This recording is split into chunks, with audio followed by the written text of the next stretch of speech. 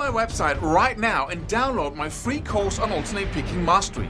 It contains 5 essential exercises that will take you to alternate picking mastery faster than you can imagine. And then I've included my method of how to lay out a practice plan in just 1 to 2 minutes that will absolutely boost your results like nothing you ever tried before. So go download it right now. It's free.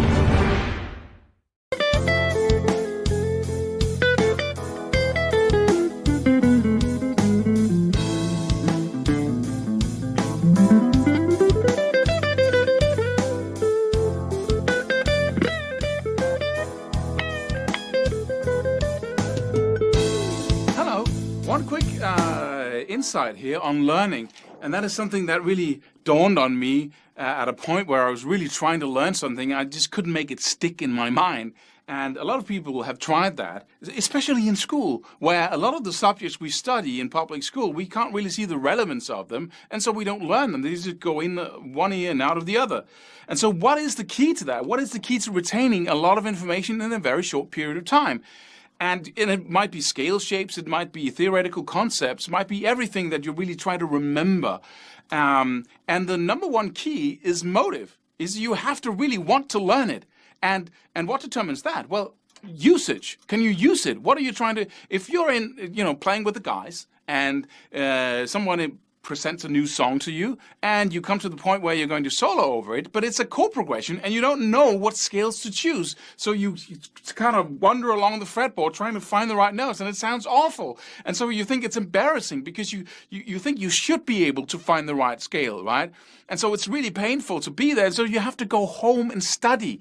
And so you look in books and try to figure out. So now you have a painful experience here and you have a pleasurable experience possibly in the future when you actually know how to do this. And so you look with a different kind of motive as if you were studying music theory from a totally different perspective, right? And so once you find the right piece of information in that book and you apply it, bam, you're going to remember it for the rest of your life because of that painful experience, because of your motive being so strong for learning.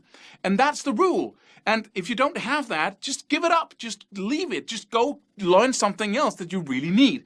And the best way to apply something like music theory, for instance, is if you actually use it right away. So you see how it applies and what benefits you can get from learning this, and you use it.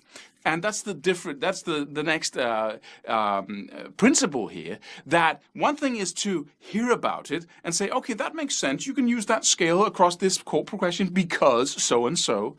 But once you start using it, you feel it in your hands, you see it on the fretboard, you see the scale shapes, you see the chords, so you have a visual memory of it as well, and you hear the thing. You actually hear the combination of scale and chord, you see it, so you have it, you feel it, you see it, everything, right? Every sense is involved here, and so the brain really retains that information amazingly, so you remember it the first time around. And if you continue, if you learn it again in another song, use the same concepts, it really sticks in there. Whenever you're faced with something that you don't really know why to learn, you just drop it. And don't do like we do in public school, where we really forget we are exposed to so many things that we don't know why are we learning this? And the teacher can't answer it. Well, if you want to be a physician or a rocket scientist sometime in the future, this mathematical concept might come in handy.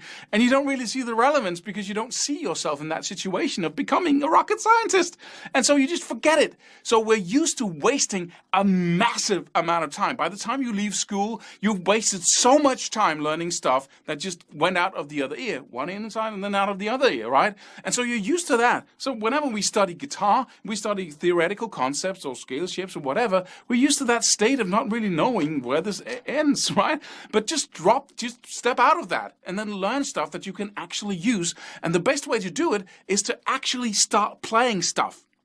If you're practicing soloing and theoretical concepts around scales and chords, then use jam tracks to apply what you learn, because then you get it in through every single sense and you have a motive. You can hear the coolness of the theoretical concepts that you're learning and applying them. So you get the motive as well. So you use both principles. That's the way of rapid learning. Subscribe for more free videos.